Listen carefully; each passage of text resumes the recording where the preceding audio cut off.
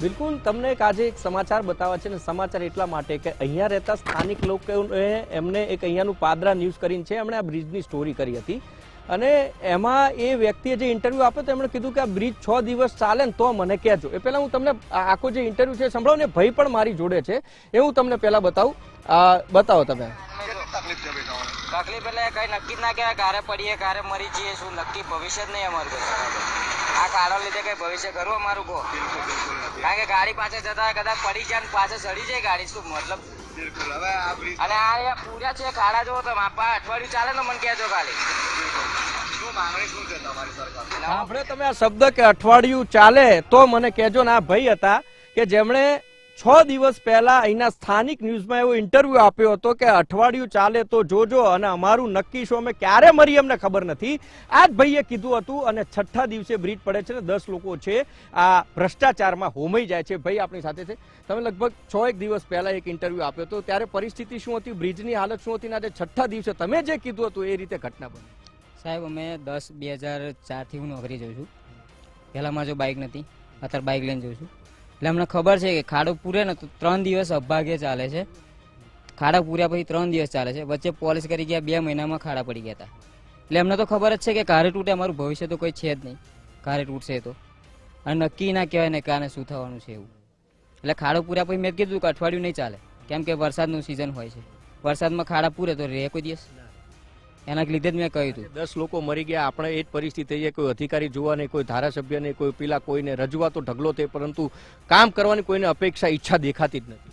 જ્યારે હોય ત્યારે સાહેબ એ જ થાય, પૈસા ખાઈ જાય બસ. ખાડો અહીં બાકી હોય ને પેન પૂરે હોય છે, 2 ખાડા બાકી હોય ને 3 ખાડા પૂરે છે, એવું કરે છે. જ્યારે બી પૂરું આવે ને તો આ ધંધો હોય છે એમનો. અને જ્યારે બી આવે તો પૈસા ખાઈને બસ પૂરું કામ, ફોટા પાડીને જતા રહેશે બસ. ઘટના પછી અપેક્ષા રાખી શકાય ખરી અધિકારી? તો હવે તો બનાવશે જ ને સરકાર, કઈ જશે? કારણ કે અમારે તો રોજી રોટી જવાનું કાયમ અમે અપડાઉન કરતા હતા. કેટલા લોકો અહીંથી અંદાજે આ બ્રિજ ઉપરથી અપડાઉન કરતા છે? લગભગ 5000 ઉપર હશે. મેં તો 5000 કીધા, 5000 ઉપર હશે. બિલકુલ. એટલે ભાઈએ જે કીધું હતું ને એક ભાઈ બીજા કે જેમણે બચાવ કામગીરીમાં સૌથી પહેલા જે ઝંપલાયા હતા એ પણ આપણી સાથે છે. તમે ક્યાં હતા, બ્રિજ પડ્યો, ખબર કેવી રીતે પડી ને તમે કેટલી વારમાં? હું પેલે આગળ હતો અને પડ્યો બ્રિજ, ડાયરેક્ટ ગાડી બધી એ તૂટી પડી. અમારી એકલાની દવાઈ ના એટલે. તમે કેટલા લોકો ગયા હતા? અમે એટલે ભાઈ કહીએ 4 જણા 3 જણા? 4 જણા હો રે ભાઈ. તમે હતા 6 જણા. બોલો. આવો આગળ આવો. આ રે આ ભાઈ, આ ભાઈ રહ્યા. તમે કેટલા લોકો ગયા હતા ને કેટલા લોકો બહાર? 4 જણા હતા અમે ગયા હતા અને 4 ને બચા અને 4 લાશો કાઢી. કેટલી વારમાં પહોંચ્યા? હા અમને 1.5 કલાક તો નીકળી જ જાય ને. 2 કલાક નીકળી જાય. શું પરિસ્થિતિ તમને જોઈને લાગે કે સરકારે કઈ કામ કરવું જોઈએ? સરકારને કામ કરવું જ જોઈએ. આવીને આવું જ રહેશે તો કેટલી ઘટનાઓ બન્યા જ કરશે. એટલે સરકારને જાગવું જ પડશે. અને આવી રીતે જો જનતાની ઓહાર જો આવું કરે છે તો આ નેતાઓ કઈ નહીં ચાલે. એક યુવાન તરીકે તમે શું કહેવા માંગો છો? ઘટનાઓ બને, જાહેરાતો થઈ જાય 2 લાખ 4 લાખ, શું આપણી કિંમત હવે 4 લાખ ને 2 લાખ જ છે? આપણા જીવનની કોઈ કિંમત જ નથી. જીવનની કોઈ કિંમત જ નથી. બસ એમને જે એમની નેતાગીરી એ કાયદેસર એ લોકો કર્યા જ કરે છે. પ્લસ કે બીજું ભવિષ્યમાં આવી ઘટનાઓ બનશે તો લોકો ઘરે શી પરિસ્થિતિ ઊભી થાય એ લોકોને ધ્યાનમાં જ નથી આવતું. અન્ય પણ લોકો આપણી સાથે છે. આજે આપણે બોરસદ થી જે મુસપુર મુગલ લગીનો બ્રિજ, આ રોડ છે ને એ ગંભીરા બ્રિજ લગીને 2 વાર બન્યો છે. અહીંથી આ બ્રિજ થી આ બાજુ રોડ નહીં બન્યો, કેટલાય વર્ષોથી નહીં બન્યો. 15 વર્ષથી એવા ઠીંગરો જ મારે છે બસ. કશું એમને થીગડા મારે ને ઠીંગરું જ મારે છે બસ, કશું છે નહીં. તમને શું લાગે આપણા જીવનની કિંમત 2-4 લાખ રૂપિયા, 10 લાખ રૂપિયા સહાયની જાહેરાત, આપણું આટલી જ વેલ્યુ? બસ સરકારને એવું છે કે 2 લાખ આપીને એ લોકોને એ કરી દઈશું, પણ સર અમારી 2 લાખ અમારી મૂલ્ય નથી. અમારા જેના ફેમિલીનું વ્યક્તિ જાય છે ને એમને ખ્યાલ આવે છે. અને આની કોઈ કિંમત જ નથી આપણી. સમજો કે આવી મતલબ તમે 2 લાખમાં આપો છો તો એનું કોઈ મૂલ્ય નથી. સમજો જેટલા તમે આપો એટલા રૂપિયા ઓછા છે. અમારી જાન પહેલા છે અને જેના ઘરના છોકરા ગયા છે, જેના ઘરના નાનું બાળક એક હતું એ બહુ બાધાનું એનું હતું અને એ બાધા પૂરી કરવા માટે જઈ રહ્યા હતા, એ બી બિચારું મરી ગયો છે. એટલે આ રીતે સરકાર અમને આટલી કિંમત આંકવાની એ પ્રયત્ન ના કરે.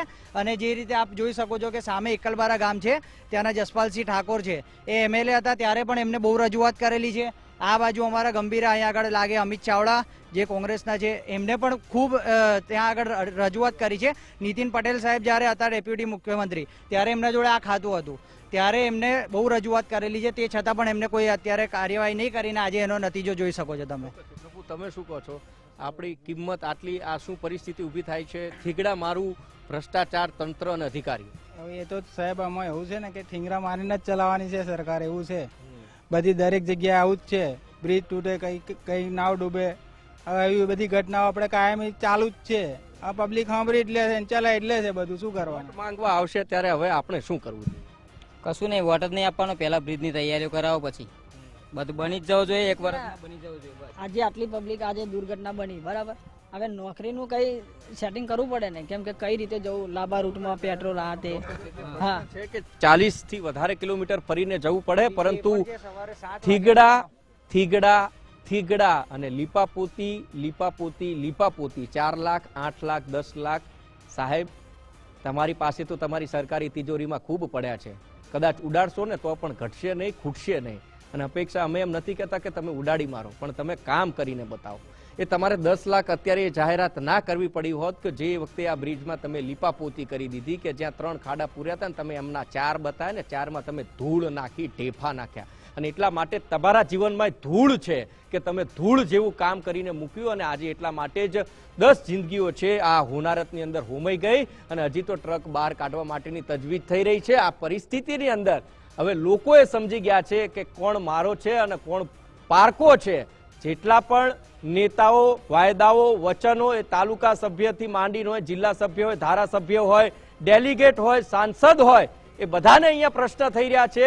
એ અધિકારીઓ કે જે એસી કેબિનમાં બેસે છે, પરસેવો જેમના કપાળ ઉપર ક્યારેય દેખાયો નથી, હવે એમને પરસેવો વાળવાનો સમય આવી ગયો છે. એમને પરસેવો વળવો જોઈએ, એનો પણ સમય પાકી ગયો છે. અને એટલા માટે જ આ હવે લોકો જે 5000 કરતા પણ વધારે લોકો કે જે અપડાઉન કરતા, એક આ છેલ્લો બ્રિજ કહેવાય, જે એ છેલ્લા બ્રિજ ઉપરથી 5000 કરતા પણ વધારે લોકો છે રોજ અપડાઉન કરતા હતા પોતાની રોજીરોટી કમાવા માટે, કંપનીઓમાં જવા માટે, અને એ તમે બંધ કરી દીધું છે. જે ભાઈએ કીધું હતું કે અઠવાડિયું ચાલે તો કહેજો, અને પરિસ્થિતિ પણ એ થઈ કે સાહેબ હવે તો જનતાએ સબ જાનતી આ વાત કહેતા હતા ને, પણ એ વાત હવે ખરા અર્થમાં ચરિતાર્થ થતી દેખાઈ રહી છે કે લોકોને બધી ખબર પડે છે. હવે ડફોળ બનાવવાનું બંધ કરી દો, મૂર્ખ બનાવવાનું બંધ કરી દો, અને ખોટા વચનો અને વાયદાઓ આપવાનું બંધ કરી દો.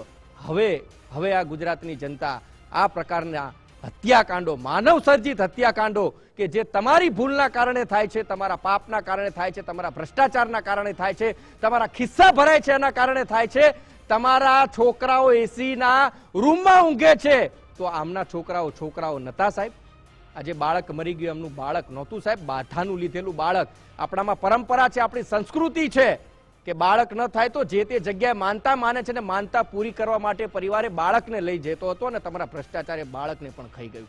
શરમ કરો, શરમ. ક્યાં સુધી? એક વખત રાતે આ તમામ અધિકારીઓને એક કહેવું છે કે એક વખત રાતે કદાચ સુવો ને તો અરીસા સામે જો અને પોતાની આત્માને પૂછજો કે મેં અત્યાર સુધી જે પણ કામ કર્યું છું. આપ તો આપણે કહીએ છીએ કે કપડા અંદર બધા હોય જ છે, પણ એક વખત તમારી આત્માને પૂછી લેજો કે આજના દિવસ સુધી મેં જે કામ કર્યું છે એ શું ખરા અર્થમાં મારી આત્માએ માનવા તૈયાર છે? અને જવાબ તમારા અંતર્મનથી જ આવશે કે ના, મેં માત્ર મારા ઘરની જ કોઠીઓ ભરી છે અને બીજાના ઘરની કોઠીઓ ખાલી કરી છે. અને એટલા માટે જ આ પરિસ્થિતિનું નિર્માણ થાય છે. દીપિકા, જીવમાં